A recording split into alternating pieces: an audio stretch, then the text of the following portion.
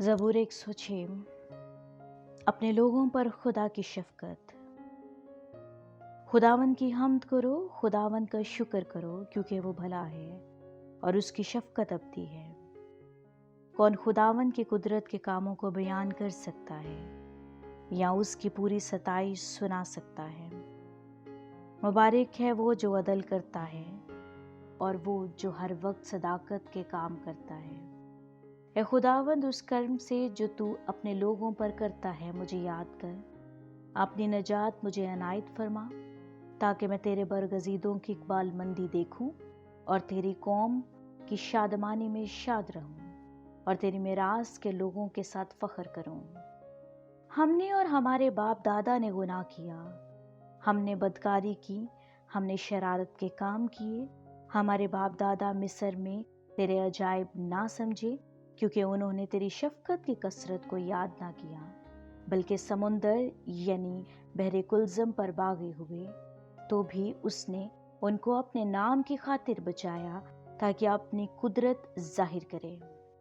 اس نے بحر کلزم کو ڈانٹا اور وہ سوکھ گیا، اور ان کو گہراؤں میں سے ایسے نکال لے گیا جیسے بیابان میں سے۔ اس نے ان کو عداوت رکھنے والے کے ہاتھ سے بچایا اور دشمن کے ہاتھ سے چھڑایا۔ سمندر نے ان کے مخالفوں کو چھپا لیا، ان میں سے ایک بھی نہ بچا۔ تب انہوں نے اس کے قول کا یقین کیا اور اس کی مدح سرائی کرنے لگے۔ پھر وہ جلد اس کے کاموں کو بھول گئے اور اس کی مشورت کا انتظار نہ کیا، بلکہ بیابان میں بڑے حرص کی اور صحرا میں خدا کو آزمایا۔ سو اس نے ان کی مراد تو پوری کر دی، پر ان کی جان کو سکا دیا۔ انہوں نے خیمہ گاہ میں موسیٰ پر اور خداوند کے مقدس مرد ہارون پر حسد کیا۔ سو زمین پھٹی اور داتن کو نگل گئی اور ابریم کی جماعت کو کھا گئی، اور ان کے چھتے بھی آگ بھٹک اٹھی اور شعلوں نے شریروں کو بھسم کر دیا۔ انہوں نے خورب میں ایک بچڑا بنایا اور ڈھالی ہوئی مورت کو سجدہ کیا۔ یوں انہوں نے خداوند کے جلال کو گھاس کھانے والی بیل کی شکل سے بدل دیا۔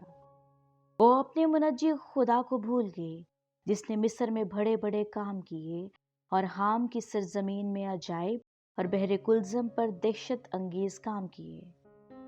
اس لیے اس نے فرمایا، میں ان کو ہلاک کر ڈالتا اگر میرا برگزیدہ موسیٰ میرے حضور بیچ میں نہ آتا، کہ میرے قہر کو ٹال دے، تانا ہو کہ میں ان کو ہلاک کروں۔ اور انہوں نے اس سہانے ملک کو حقیر جانا اور اس کے قول کا یقین نہ کیا، بلکہ وہ اپنے ڈیروں میں بڑبڑائے اور خداوند کی بات نہ مانی۔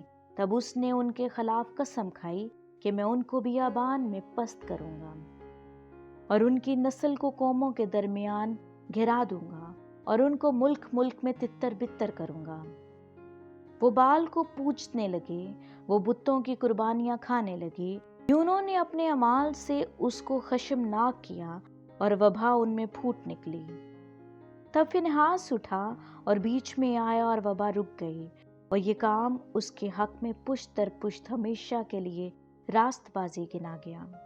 انہوں نے اس کو مریبہ کے چشمہ پر بھی خشمناک کیا اور ان کی خاطر موسیٰ کو نقصان پہنچا، اس لیے کہ انہوں نے اس کی روح سے سرکشی کی اور موسیٰ بے سوچے بول اٹھا۔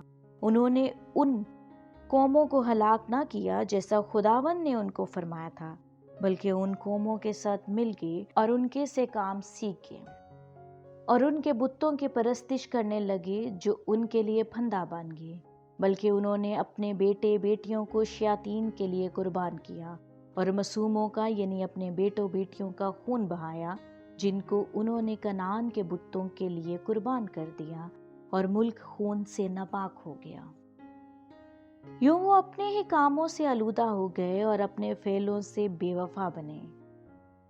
اس لیے خداوند کا قہر اپنے لوگوں پر بھڑکا اور اسے اپنی میراث سے نفرت ہو گئی، اور اس نے ان کو قوموں کے قبضہ میں کر دیا اور ان سے عداوت رکھنے والے ان پر حکمران ہو گئے۔ ان کے دشمنوں نے ان پر ظلم کیا اور وہ ان کے محکم ہو گئے۔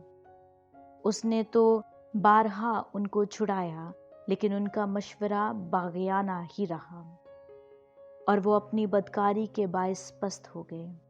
تو بھی جب اس نے ان کی فریاد سنی تو ان کی دکھ پر نظر کی، اور اس نے ان کے حق میں اپنے عہد کو یاد کیا اور اپنی شفقت کی کثرت کے مطابق ترس کھایا۔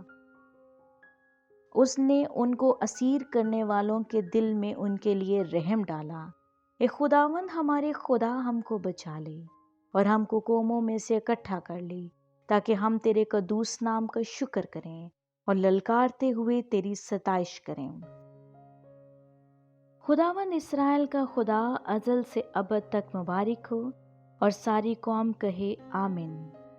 خداوند کی حمد ہو، آمین۔